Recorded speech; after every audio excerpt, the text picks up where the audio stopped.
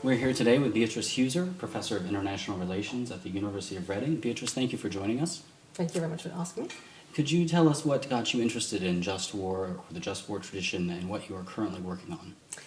I got interested in just war because I was interested in nuclear war, or rather I was dead scared of nuclear war as a teenager, as a young adult, simply because we're still living in the Cold War, and I was very impressed by things like airborne alert and things like that, the fact that you could have a nuclear war and there could be a nuclear catastrophe any time.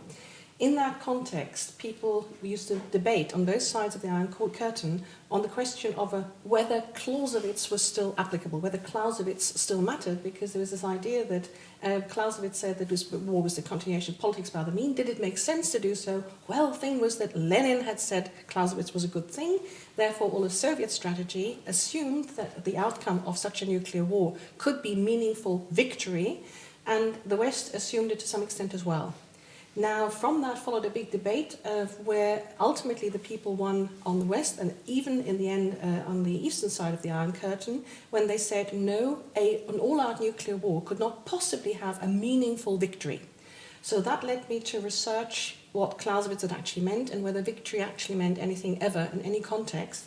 And it very much led me to the conclusion, which I'm now working on as well, or the subject matter that I'm working on, that there are concepts that are coined, formed in certain cultural contexts, which simply are tradited from generation to generation, are seen as fixed, are seen as mattering, and yet no longer apply in new and changed circumstances, which should be rethought, redefined, which is why I've been campaigning, in fact, since the early 90s for the abandonment of the concept of victory as a war aim, which in fact both NATO and at the end the Warsaw Pact abandoned, because both of them stopped using the war aim of victory in a nuclear war and went over to saying that they tried to restore, have an armistice, restore peace, possibly the status quo ante, but no longer talked about the idea of a victory, i.e. a total imposition of one's will on the other side, the Clausewitzian formulation. If we should be getting away from victory, or if victory is perhaps no longer useful, is the same true for moral victory? Well, moral victory, which is a concept that David Wetton uses, is something that really needs to be unpacked in many ways. It could be all sorts of things.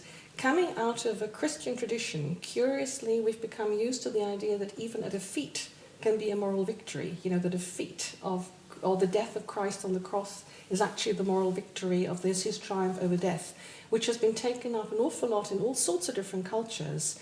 From the Serb defeat by the Ottomans in Kosovo in 1389 to all sorts of other defeats which were cast in terms of moral victories to inspire subsequent generations to make sacrifices themselves for a greater cause. So that's one way of seeing a moral victory. Another definition of moral victory would be a victory accomplished in some way, come to by the use of moral means, i.e. you have got there and what you've done is actually moral. Now, I think the only way that you can possibly say that is that you would have to define morality as the weighing of different evils, and you would try to choose the lesser evil when the greater evil would be not to go to war, to let some horrible situation continue, to let Hitler continue massacring the populations of Central and Eastern Europe and not to stop him. It would be immoral to let that happen, therefore to go to war would be the lesser evil, i.e. the more moral thing to do.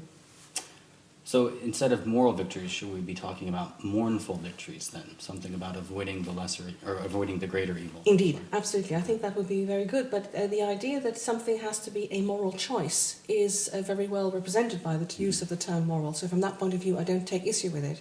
And I do think it is very important to see that at all times it is unlikely to be an absolute good decision. Yeah, it won't be absolute morally good, but it will always be, in some respect, a terrible thing to do. And that is where the mournful comes in. You know, it is something we regret. Like, say, the amputation of a leg, to go back to Augustinian terminology, where he said you might have to amputate the leg to save the patient. So that might be something you need to do simply in order for the greater good of the whole thing. But you don't then celebrate the amputation of the leg? No, precisely. Okay. Thank you very much, Beatrice. You're welcome.